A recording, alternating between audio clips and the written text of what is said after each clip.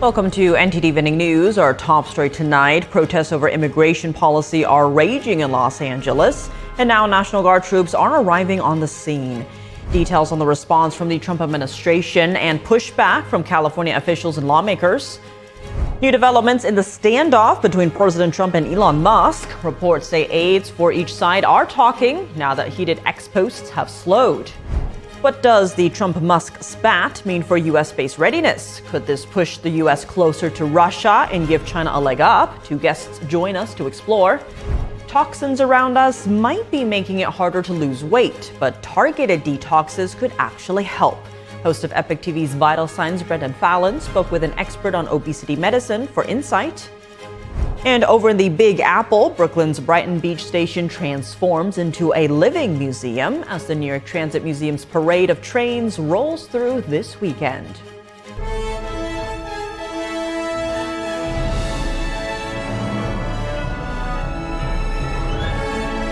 This is NTD Evening News, live from our global headquarters in New York City. Good evening, and thank you for joining us tonight. I'm Tiffany Meyer. National Guard troops are arriving in Los Angeles. That's as protests over immigration policy unfold in the city. California officials and lawmakers, including Governor Gavin Newsom, Los Angeles Mayor Karen Bass, and Congresswoman Maxine Waters, are pushing back on the Guard's presence. On the other hand, President Trump's border czar Tom Homan said the administration hasn't ruled out asking the DOJ to prosecute them if they impede immigration raids. Stand in the way of law and order, they will face charges. Thank you very much. The president added, quote, "We're going to have troops everywhere," adding, "We're not going to let our country be torn apart." The White House said it would deploy 2,000 of the troops. Protesters clashed with police in riot gear during the demonstrations on Friday and Saturday, and protests have continued into today. In one area, a few dozen protesters gathered around one of LA's federal buildings around noon today. National Guard troops were also spotted there. Reports are coming out that aides for both President Trump and Elon Musk are on speaking terms, even if the two men themselves are not. For now, the two sides have paused their barrage of accusatory social media posts about one another. Honestly, I've been so busy working on China, working on Russia, working on Iran, working on so many that I'm not thinking about Elon. I just wish him well. President posted yesterday that a good way to save money would be to cancel some of Musk's contracts. How seriously are you considering that? Well, we'll take a look at everything. I look at everything. He spent a lot of money. He gets a lot of subsidy. So we'll take a look at that. Only if it's fair. Only if it's fair for him and for the country. I would certainly think but it has to be fair. For now, the future of their relationship appears uncertain. Their issues began when Musk publicly took issue with Trump's big, beautiful bill. It spiraled from there, with the president saying he was disappointed in his former advisor. Some of Elon Musk's most controversial ex-posts related to the feud are no longer available on the platform. Among them, an accusation of Trump being mentioned in the Epstein files and a user's post calling for Trump's impeachment, to which Musk responded with a yes.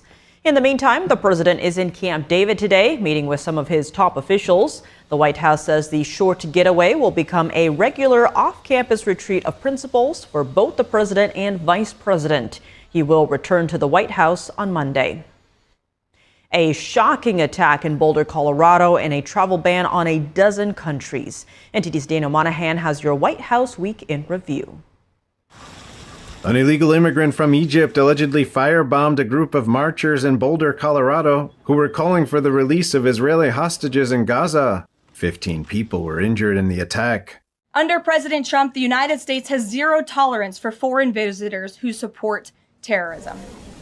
Later in the week, President Trump resurrected a travel ban policy from his first term, preventing people from a dozen countries from entering the United States, including Afghanistan, Haiti, Iran, Libya, Somalia, Sudan, and Yemen. We will not let what happened in Europe happen to America. The Department of Homeland Security announced it was ending the Quiet Skies program, which subjected some Americans to additional screenings at airport security. It also allowed federal marshals to follow U.S. citizens and monitor their appearance, behavior, and even electronic devices. It was created by Obama in 2012 to supposedly track dangerous individuals. But instead, It was weaponized against political enemies, such as Tulsi Gabbard. Congressman Benny Thompson defended the program, saying Nome herself is politicizing the Department of Homeland Security. Senator Jack Reed criticized Commerce Secretary Howard Lutnick for manually reviewing contracts worth $100,000 or more. How many CEOs of companies, major companies in the United States, are reviewing contracts at the $100,000 level? And if they would, what would the board of directors say to them? The first year you're there, if you don't do it, you should be fired. You should know everything that's going through. You should do it with your staff. You should teach your staff how to do it. And then you should delegate them to do it once you've taught them.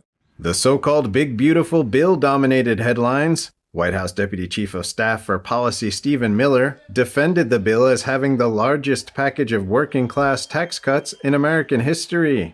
This is the most populist pro-American bill. This is the MAGA agenda in legislative form. It's a big, beautiful betrayal of the middle class and working people in this country. Thank you, Elon. Thank you. Tech entrepreneur Elon Musk also took issue with the bill, calling it a pork-filled abomination. A feud between Musk and Trump soon unfolded. I'm very disappointed in Elon. I've helped Elon a lot. Billionaire hedge fund manager Bill Ackman appealed to both of them to make peace for the benefit of the country. Musk replied to the Post, writing, "You're not wrong." Ukraine carried out a pair of dramatic attacks against Russia, one on a bridge connecting Russia and the Crimean Peninsula. Another attack, dubbed Spiderweb, saw drones hit targets across a large swath of Russia, including a base in the Arctic Circle. Ukraine's security service says it severely damaged or destroyed 41 Russian aircraft, including nuclear-capable bombers. Trump says he spoke with Russian President Putin by phone for over an hour, who he said vowed to respond. President Trump also signed a proclamation suspending new international visas for students at Harvard University. A federal judge later blocked the directive after Harvard challenged it in court. Daniel Monahan, NTD News. Israeli forces have reported finding the body of the leader of the Hamas terrorist group in the Gaza Strip. He was reportedly located in a newly discovered tunnel beneath a hospital in the territory. NTD's Jason Perry has the update. In footage released on Sunday, Israeli troops were seen standing guard outside of an emergency room of a hospital in the Gaza Strip. And underneath, Israeli forces discovered a Hamas tunnel that was said to have been used as a command and control center. On Sunday, Israel confirmed that one of the bodies found in the tunnel was that of the leader of the military wing of the Hamas terrorist group, Mohammed Sinwar. This discovery comes as Israeli forces have been increasing ground operations in the Gaza Strip. Also this weekend, Israeli troops recovered the body of Thai hostage Natapong Pinta. He's seen in this photo with his wife and son. Meanwhile, a boat carrying 12 activists could soon reach the shore of the Gaza Strip. The activists reportedly want to break Israel's sea blockade on the Gaza Strip and deliver humanitarian aid to residents. However, Israel's defense minister, Israel Katz, issued a statement saying, quote, "You should turn back because you will not make it to Gaza." Meanwhile, in the Gaza Strip, residents reported that another shooting took place near one of the new aid distribution centers. The wife of a man who was killed said this. After 2 hours, they said Khalid was martyred. A sniper shot him in his head. What can I do? He did not have a plane, a missile, or anything else. The Israeli military said they fired warning shots towards individuals who were moving toward them in a threatening manner. Israel has previously blamed Hamas for shooting people at the aid sites and said that Hamas is losing control of the humanitarian aid in Gaza. And in another development, U.S. travel bans are set to begin on Monday. President Trump ordered that citizens of 12 countries will be banned from entering the United States. And citizens from 7 other countries will be partially restricted from entering the U.S. to protect the country from, quote, foreign terrorists. Jason Perry, NTD News. Kharkiv, Ukraine is dealing with the aftermath of a major attack, which reportedly killed 4 people. This after Ukraine successfully destroyed Russian bombers, an attack that experts now say changed the landscape of global warfare. NTD's international correspondent Arian Pozdar has the war update. First responders attended the scene of an attack in Ukraine's Kharkiv on Saturday. At least 4 people are reported dead and over 60 injured, including a baby. That's according to Ukrainian officials, who say Russia attacked using drones, missiles, and guided bombs. The strikes came after Ukraine conducted a major drone attack on 4 Russian air bases. Kiev reportedly managed to destroy various nuclear-capable bombers. We have our analytics that we destroyed 34% of their strategic air jets, and especially those jets which they used to attack our civil infrastructure. Experts say the Ukrainian attack was unprecedented. Kiev reportedly shipped containers filled with drones into Russia's interior. The drones then deployed once they were near the airfields. The planes were out in the open, not protected by air defense, because most countries don't expect such attacks so far from their borders. This could also be dangerous for the US. The Center for a New American Security tells CNN that there is no sanctuary even in the US homeland, particularly given that our bases back home are essentially completely unhardened. Meanwhile, in Ukraine, President Volodymyr Zelensky accuses Russia of playing political games regarding the next planned exchange of prisoners and bodies of soldiers. If the Russians fail to honor agreements, even on such humanitarian issues, it will seriously undermine all international efforts, including those of the United States toward negotiations and diplomacy. Russia and Ukraine had agreed on a swap during talks in Istanbul this week. Russia now says it is still awaiting confirmation from Ukraine that an exchange will take place, accusing Ukraine of delaying it. Kiev denies those claims, saying it's ready to swap the prisoners. Arian Pastar, NTD News. President Trump and Chinese Communist Party leader Xi Jinping spoke by phone on Thursday, with tensions still running high over U.S.-China trade. For a closer look, we spoke with Jim Gilmore, former U.S. ambassador to the Organization for Security and Cooperation in Europe and former governor of Virginia. Trump saying after that the rare earth export issue has been resolved and that he and the First Lady will accept Xi's invitation to visit China. In your view, who blinked first? What does this mean for U.S.-China relations? Well, I think they both may have blinked in order to try to reestablish this kind of trade relationship. But I've thought about this a lot during the day as I was preparing to come on your show tonight. You know, everything is being driven by the belligerence and aggression of China. If they would just simply behave like a normal country and try to build up their country instead of all the economic problems, instead of trying to be aggressive against the Philippines, the Japanese, Taiwan particularly, then we wouldn't have all these problems. But right now, how can they expect to be aggressive towards the United States and then have a normal relationship? Meanwhile, of course, the United States and China are very tied together in trade as of right now, but we will be decoupling on the issue of rare earths because we have to have an independent chain of resources for rare earths, and I think we're working hard to get that. Now, we have seen over the years that Communist China does not play by the rules, as you just pointed out there. Given that, with the meeting or the call this morning, do you see that as a softening from the U.S. side?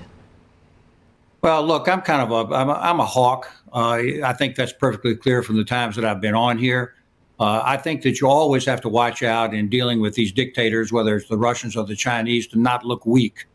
I don't think that the president is looking weak, but if he has to go on bended knee to Beijing before the Chinese president comes to the United States, that might send a bad signal. But the president is consistent about trying to rebuild relationships instead of having a warlike situation. But it's really up to these dictators, and particularly to China. They're the ones that how can they take an aggressive position towards their neighbors who are American allies and then expect America to do nothing in response? Any type of reaction we get is on them, not on us. In a Saturday Truth Social post, President Trump announced Treasury Secretary Scott Bessent, Commerce Secretary Howard Lutnick, and Trade Representative Jamieson Greer will meet their Chinese counterparts in London tomorrow. Trump wrote he believes the meeting should go, quote, very well. It's been less than a month since Washington and Beijing held their first talk. The meeting comes after President Trump and Chinese regime leader Xi Jinping talked about trade over the phone 3 days ago. Coming up, what does the Trump-Musk spat mean for U.S. space readiness? Could this push the U.S. closer to Russia and give China a leg up? Two guests join us to explore. And toxins around us might be making it harder to lose weight, but targeted detoxes could actually help. Host of Epoch TV's Vital Signs, Brendon Fallon, spoke with an expert on obesity medicine for insight. Details in just a minute here on NTD News.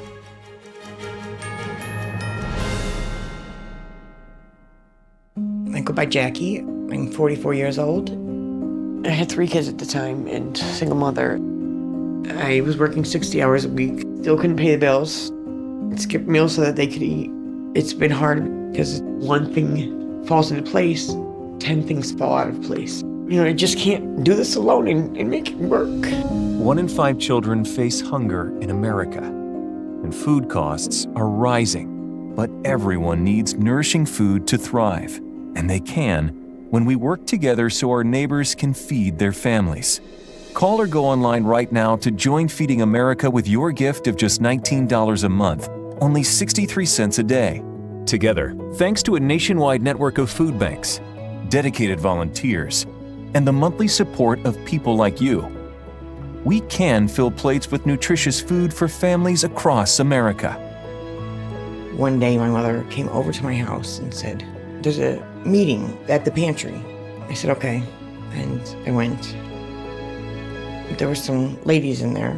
They were from the food bank. They asked several questions. Some of those were about me and my story, but it helped me to open up a little bit. We're getting closer to the day when no one in America faces hunger, but we can't do it without you. Call or go online now. Visit helpfeedingamerica.org and give $19 a month, just 63 cents a day. 98% of donations go directly to help millions of people facing hunger, from coast to coast and in your own community. And when you give by credit card, we'll send you this exclusive canvas grocery bag to show you are a part of a movement of supporters working together to help end hunger. I have people that I can trust. I have hope. Please call now or make your monthly donation at helpfeedingamerica.org, and your gift can double in impact. I debate all day. It's what I do. But there are some things that are undebatable, like your mental health, my own mental health. I was in a dark place when my brother passed away in a car accident. I've never been more devastated than the day I lost my mom. I was depressed, miserable, in ways I never imagined. I reached out, and my sisters came, my pastor, my therapist. They helped me get through it. I found that the more I spoke up, the healthier my mind became. The chaos that was in me began to subside. I was more focused, clear. When you love your mind, you can go so much further. That's not up for debate. Find mental health resources at loveyourmindtoday.org.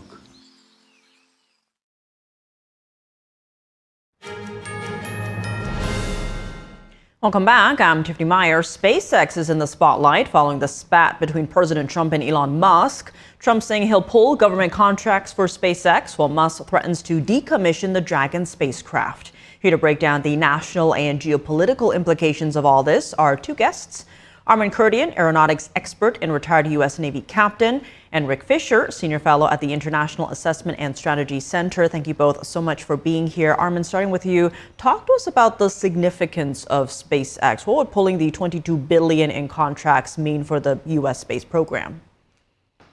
Hi, Tiffany. First of all, I don't think that's actually going to happen. But what SpaceX has been able to do, as compared to the commercial, quote, commercial space program, which is really operated under NASA's old rules of technology and advancement, what they've been able to do, breaking free of that, is absolutely extraordinary.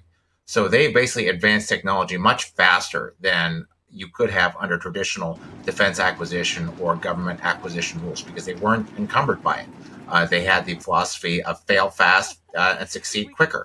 So what they've been able to do with reusable rockets, or the mass production of space launch vehicles to launch small satellites into low Earth orbit, and lead turning a lot of this, getting people into space, and also returning U.S. manned transport into low Earth orbit, which is a field that NASA had basically abrogated over to the Russians, has been absolutely astounding and is vital to our space interests.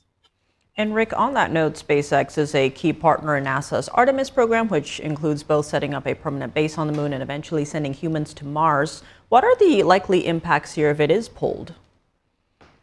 If it is pulled, Tiffany, the United States could very quickly lose a very thin margin of superiority over China in the race back to the moon. And the United States could also basically forfeit Mars. It's China's goal to control the Earth, Moon, Mars system. And China has a very systematic program to put satellites around the moon, put satellites around Mars, to put its people on the moon by at least 2029 or 2030, and then put people on Mars by the 2040s, or if not earlier.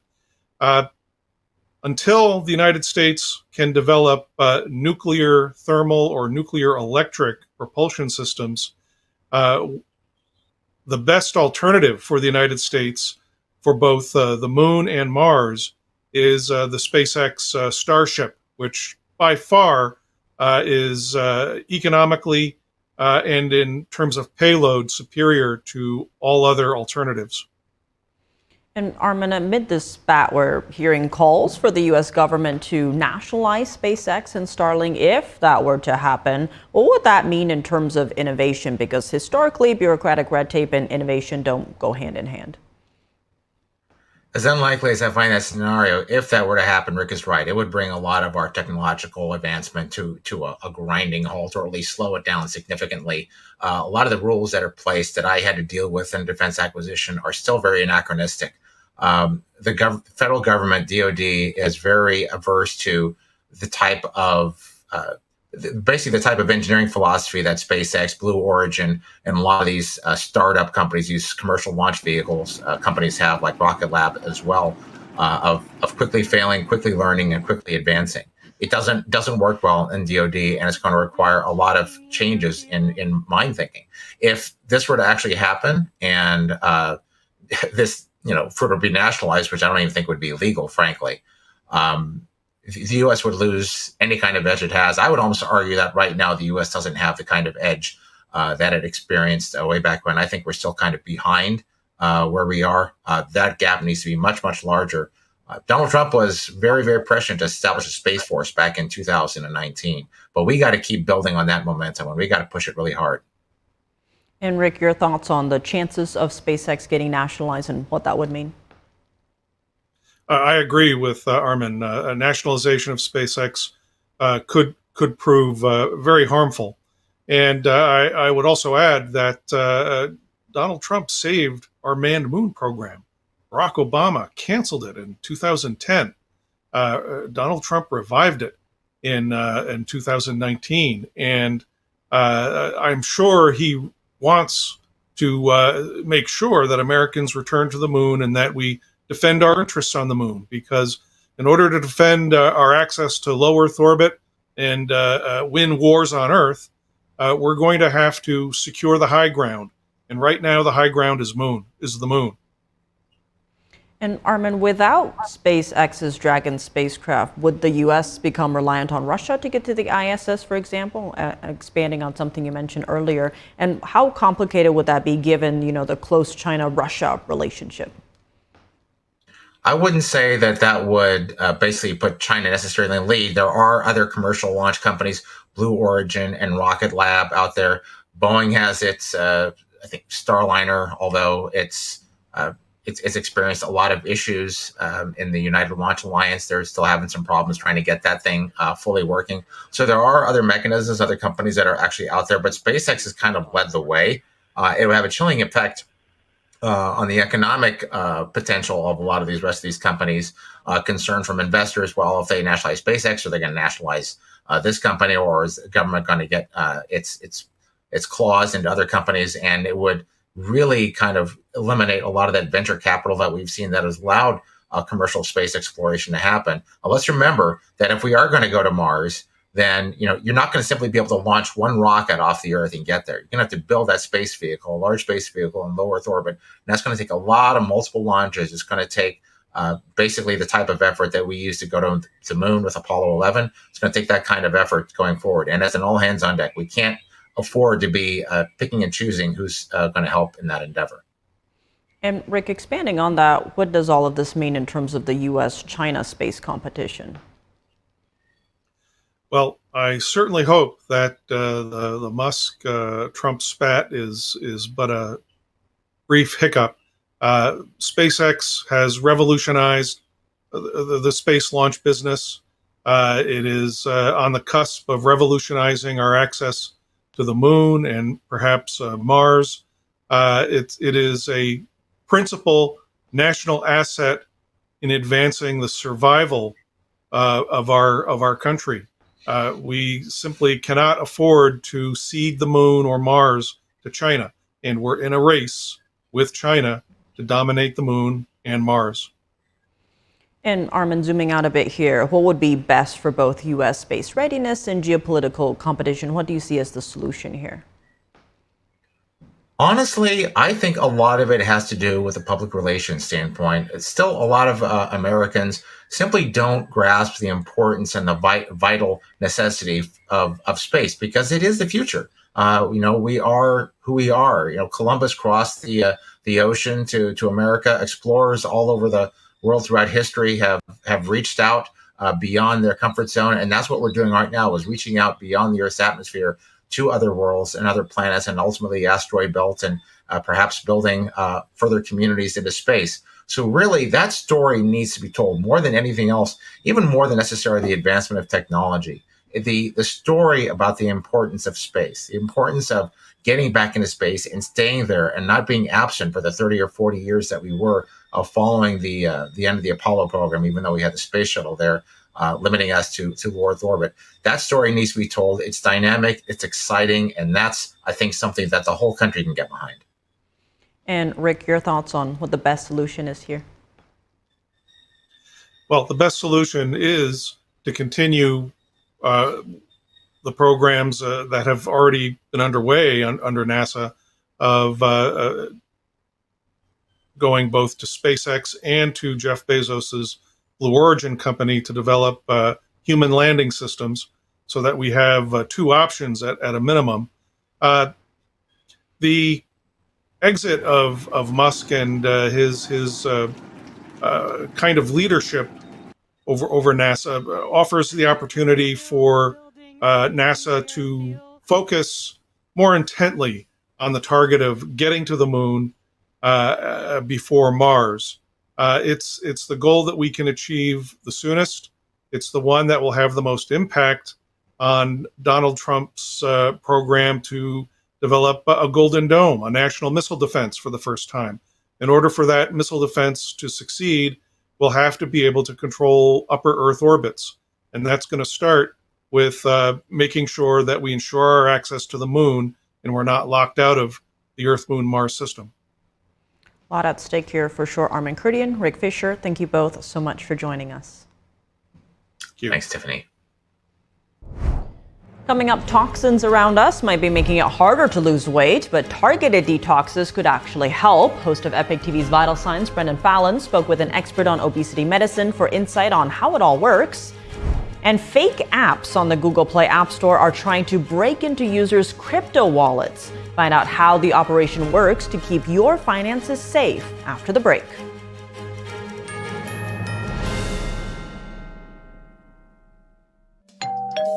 Hi, I'm Ty Pennington, here for Choice Home Warranty. They protect my home from expensive repairs, and they can do the same for you. No matter if it's your refrigerator, plumbing, or more than 20 other home systems and appliances, Choice Home Warranty has saved millions of homeowners a whole lot of money. For a low monthly fee, you get their nationwide network of trusted local technicians with plans that cover repairs and replacements done quickly and the right way. No more headaches searching for technicians. No more budget-breaking chaos. Just a peace of mind of having Choice Home Warranty at your service. Call Choice Home Warranty now and save big with their special offer of your first month free and free limited roof coverage. Call now.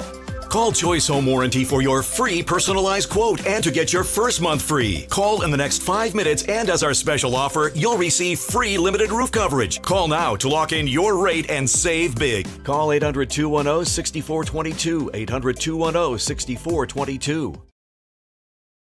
What if you could whiten your teeth by simply brushing your teeth? Now you can with Smile Actives, the teeth whitening breakthrough that safely gets your teeth white and keeps them white every day just by brushing your teeth.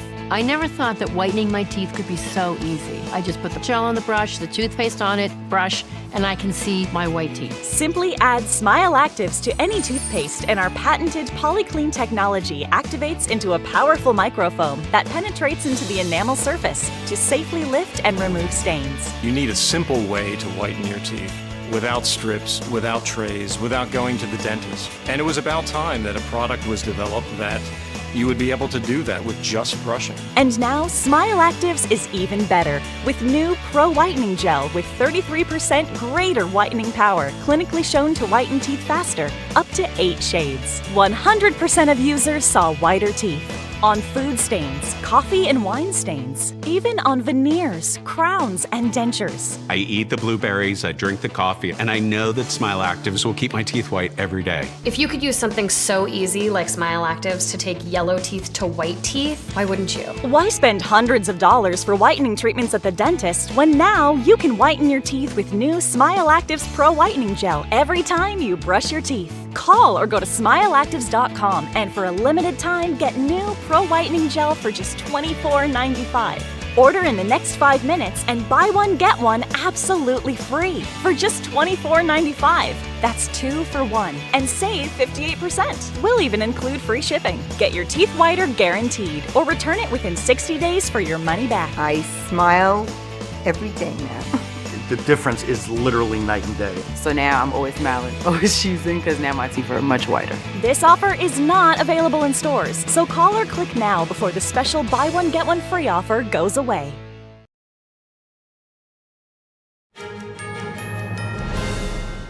Welcome back. I'm Tiffany Meyer. Smoke from over 200 wildfires burning in Canada are drifting down and blanketing large regions of the U.S. Reports say health risks are streaming in. Upper Michigan's TV6 reports that outdoor exercise is not recommended, and air quality indoors can also be a problem. Several regions of New York are under an air quality advisory. The advisory stretches across the state and suggests that particles in the air could cause health issues. The entire state of Minnesota is under an air quality alert. The Minnesota Pollution Control Agency suggests cutting down on added pollution by not driving or idling in vehicles as much. A Detroit doctor spoke to WXYZ and said patients have reported worse asthma symptoms and that people with chronic obstructive pulmonary disease face increased risks. Canada's National Post suggests staying inside, shutting the windows, and turning on air conditioning. It also notes that wearing an N95 mask can help filter harmful particles. Could targeted detoxes help those looking to shed a few pounds? Studies suggest toxins around us and inside the body may make the weight loss process more challenging. Host of Epoch TV's Vital Signs, Brendon Fallon, spoke with an expert on obesity medicine for insight on how it all works. Obviously, obesity is a major problem for many people out there. I think you and I probably struggle with the opposite problem, trying to put on weight. That's something I've struggled with for most of my life. But people, they can try all sorts of things. They diet, exercise, and they just still don't lose weight. So it begs the question, what might be going on inside the body that is preventing weight loss from happening? I spoke to an obesity medicine doctor, Dr. Krishna Dhanapathy, and he's really focused on the natural methods to help people lose weight, and hormones come heavily into this.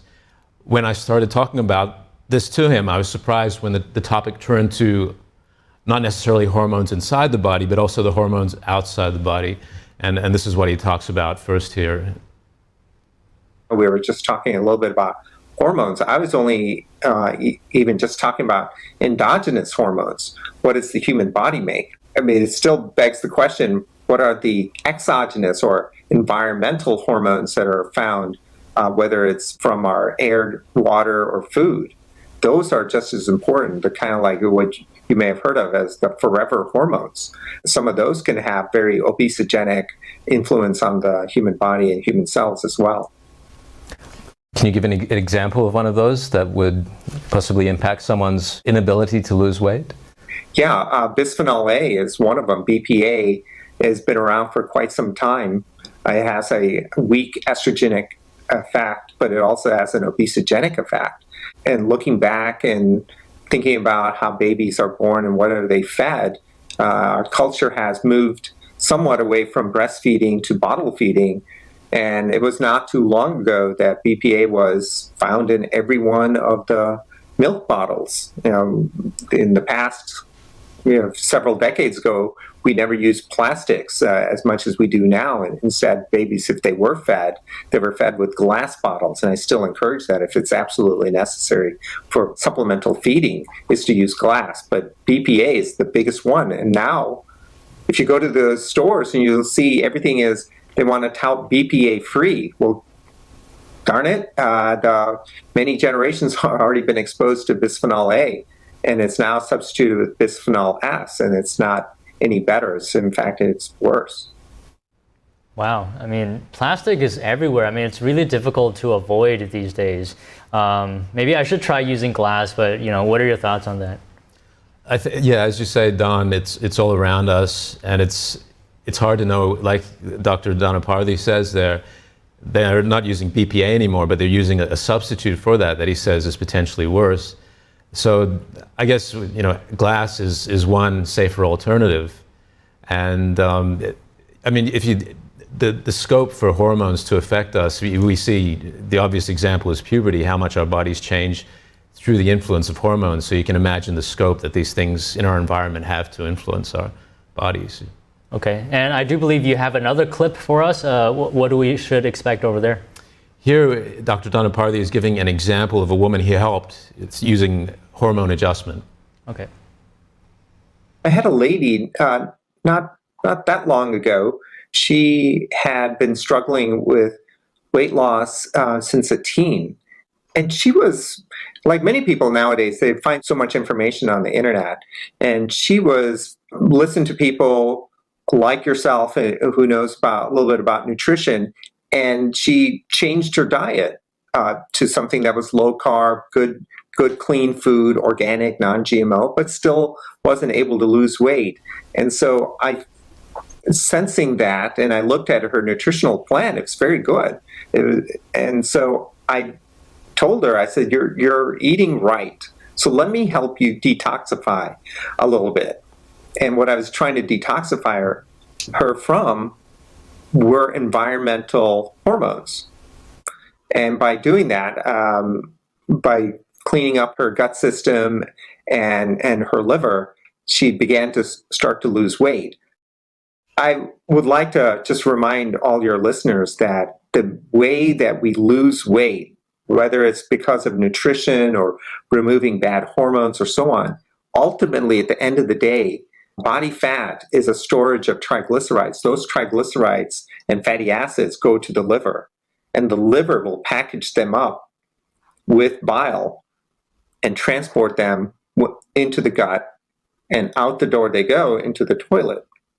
So the liver plays a huge role. The problem is that if it's heavily burdened with toxins and the ability to detoxify is compromised, even the best nutritional plan will hit a wall.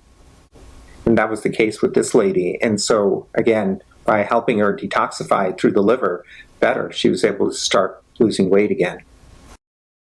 That's pretty interesting. What does that involve, detoxing, exactly? I'd encourage viewers to check out this full episode, because this is something that Dr. Danaparthy goes into with that lady's specific example. Exactly the kinds of nutrients and things like that he applied. In general, though, Don, I think from not just speaking to Dr. Danaparthy, but different doctors, diet is such a huge factor in allowing the body to getting the right food in, the right nutrients that aren't going to cause harm to the internal organs like the liver. Intermittent fasting is another big one. Just giving your body that break where it can start to eliminate these toxins. Getting good sleep is another one. It's a major time when the body is ridding itself of this toxic buildup. Malicious apps from the Google Play Store are tricking Android phone owners into giving away personal details and using them to drain their cryptocurrency wallets. Software company Cybersecurity discovered over 20 crypto phishing apps that impersonate popular crypto wallets.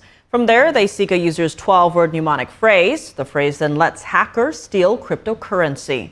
According to researchers, the apps are under different developer names and are tied to legitimate software. It suggests the accounts were compromised by other actors. What's more, the methods used across multiple fake apps indicate a coordinated, centralized effort. The digital wallets being impersonated include Pancake Swap, Sushi Swap, and Radium. The financial losses tied to the breach are not recoverable, since cryptocurrency is not protected by the safeguards used in traditional banking. Sabo reported the fake applications to Google. Coming up, Brooklyn's Brighton Beach station transforms into a living museum as the New York Transit Museum's parade of trains rolls through this weekend. And a runaway zebra has been captured after a week roaming through Tennessee. See what the striped escapee was up to during his week on the run. That and more after the break.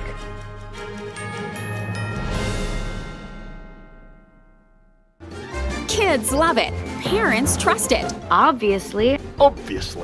Explore GJW Plus Kids Series and Ganjion Campus courses led by expert educators. This is spectacular.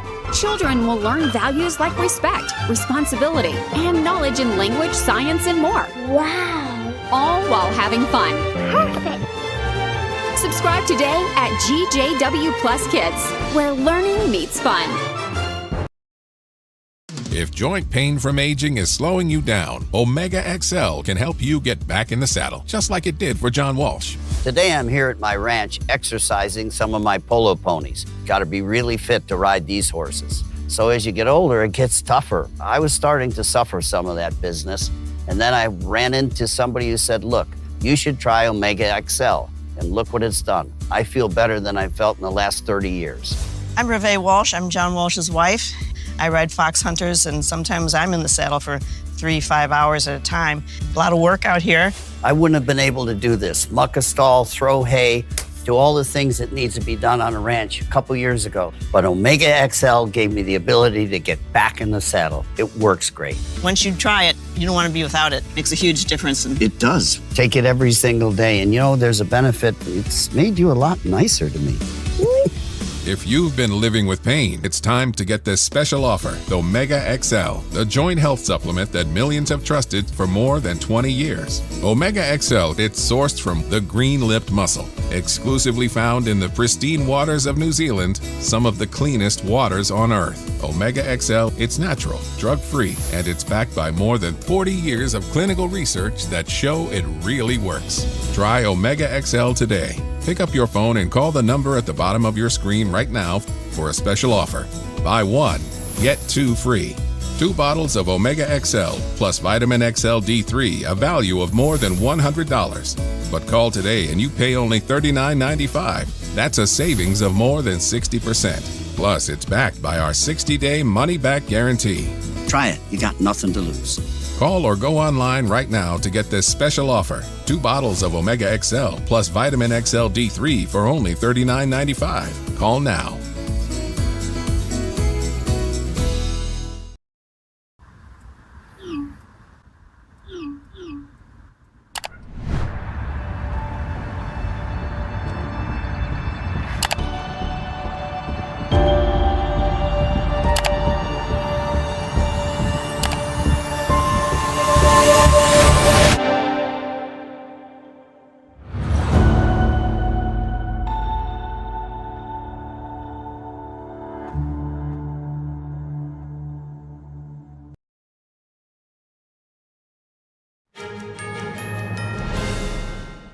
Welcome back. I'm Tiffany Meyer. This weekend, Brooklyn's Brighton Beach station has transformed into a living museum as the New York Transit Museum's parade of trains rolls through. With just a swipe of a Metro card or a tap of your Omni, New Yorkers and visitors alike are hopping aboard the time machine that travels back a century. NTD Stephanie Cox was on the scene. Step aboard and experience New York City as writers did more than a century ago.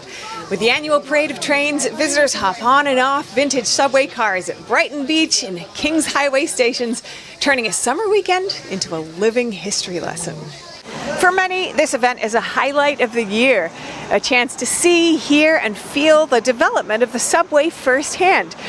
Riders marveled at the details: rattan seats, leather straps, and the absence of modern comforts. Each car tells a story, from the faded advertisements of decades past to the clang of the conductor's bell. This year's parade of trains featured some of the most iconic cars in New York's transit history. The 1904 BU Gate cars, the oldest in the fleet, offering an open-air ride that recalls the subway's earliest days. BMT Standards, pioneers of Brooklyn's subway service from the 1910s to 1920s. And R19s, the classic 1930s cars, now famous as the holiday nostalgia train, beloved by generations for their timeless charm. People love remembering the cars that they were on, or the cars that their family members were on. With the Brooklyn Union elevated cars, those are the trains my grandmother rode back and forth to the Navy Yard. So I've got a family connection to them. A lot of the other cars people rode, and they're showing them off to their kids and grandkids. How do you feel about the train ride today? Like, very great, actually.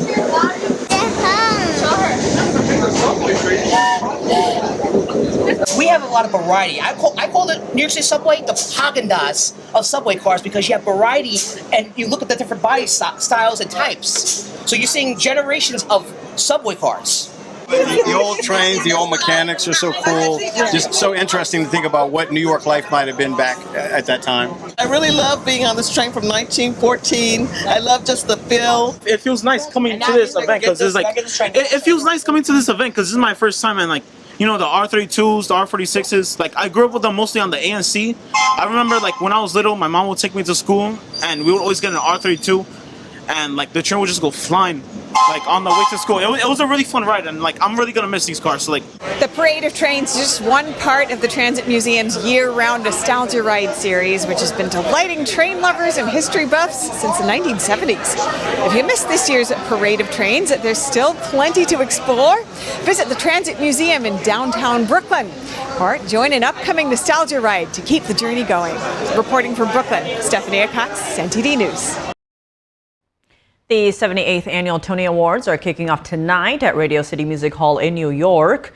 The awards honor outstanding achievements in Broadway theater. The original cast of the hit musical Hamilton is set to perform during the show. The cast reunion marks 10 years since Hamilton first took Broadway by storm.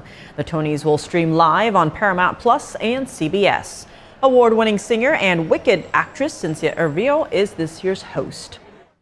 With more and more headlines warning about the dangers of microplastics, researchers in Japan might just have a solution. They've developed a plastic that dissolves in seawater within hours. It offers up a potential solution for the single-use trash that's polluting oceans and harming wildlife. Here's more. Could this bit of plastic be the answer to a modern-day plague that's choking oceans and harming wildlife? Its Japanese developers say it's as strong as conventional petroleum-based plastics, but can dissolve in seawater within hours. This new supramolecular plastic was co-developed by the University of Tokyo and the Riken Center for Emergent Matter Science. The center's group director and lead researcher Takuzo Aida explains that it's made by combining two ionic monomers to form a salt bond, which keeps it strong and flexible. But the trick is, this plastic material is highly sensitive to salt. When it comes into contact with salt, it will break down into its original raw materials. Then, these raw materials themselves can be decomposed by bacteria, meaning that they ultimately return to the environment as safe substances. Aida says tests in salt solutions similar to seawater saw the plastic dissolve in about 2 to 3 hours, depending on size and thickness. It works in soil too, if a little slower. Aida says tests showed a small piece of the plastic decomposed after about 200 hours. Studies have found many existing biodegradable plastics don't break down fully. That leaves behind the microplastics that are found everywhere these days. Microplastics are fragments less than 1/5 of an inch in size. In 2020, an estimated 2.7 million tons of it seeped into the environment, the UN Environment Programme said. Researchers have even found microplastics in the human brain, arteries, and other organs. Currently, less than 9% of global plastic waste is successfully recycled. and plastic pollution is set to triple by 2040, according to the UN. That means adding up to 37 million metric tons of plastic waste to the world's oceans each year. The new material is still in its development phase, but Ida hopes their fully degradable plastic will prove useful for the packaging industry and become a safe, sustainable substitute. The amount of plastic being produced is increasing every year, he says. So if we can help stop that growth and even begin to reduce it, that would be the most meaningful contribution we could make. Classical music met creativity in the streets of Esher in the United Kingdom. Mozart's melodies took on a new life and were played on instruments you wouldn't find in an orchestra pit. Let's take a look. Outside Garson's farm shop in the southern English town of Esher, an ensemble of musicians turned carrots, zucchini, and bell peppers into working instruments to perform famous tunes to passers-by. Members of the London Vegetable Orchestra carefully carve holes into large, locally sourced carrots to produce edible recorders, a process which takes about 20 minutes to complete. Well, if you think of a tree, which is cylindrical, it grows in the ground, it's got roots, it's got leaves, and a carrot is the same. It's cylindrical, grows in the ground, it's got roots, it's got leaves, so there's no reason why a carrot should not make a recorder every bit as good as a tree. And in fact they do. In some aspects they're better. Tim Cranmore started the unusual orchestra after discovering the story of a Japanese man who crafted the instruments out of carrots. The 4 members of the music troupe demonstrated their vegetable carving skills to intrigue onlookers before showcasing their renditions of classical music, pop hits, and even Disney sing-alongs. It started many, many years ago when a friend of mine rang me up and said, "Have you seen a man in Japan who makes recorders out of carrots?" He knew I was a recorder maker. And I said, "No, I haven't seen him." I looked at him and we made a few carrots that played three notes. And we did a little film that was videoed, that went out on YouTube as things were. And then we got an offer from Tyrrell's Crisps to start a vegetable orchestra. The London Vegetable Orchestra has performed on British television shows. They have even had an audience with King Charles, who gave the carrot recorder a try himself. A runaway zebra has been captured after a week roaming through Tennessee. Early Sunday morning, Ed the zebra was seen being airlifted back to safety.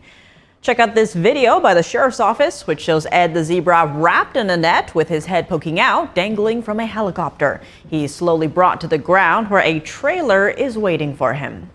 It's a fitting end after more than a week on the loose. Ed's owner telling local media a team from Texas helped capture the striped escapee.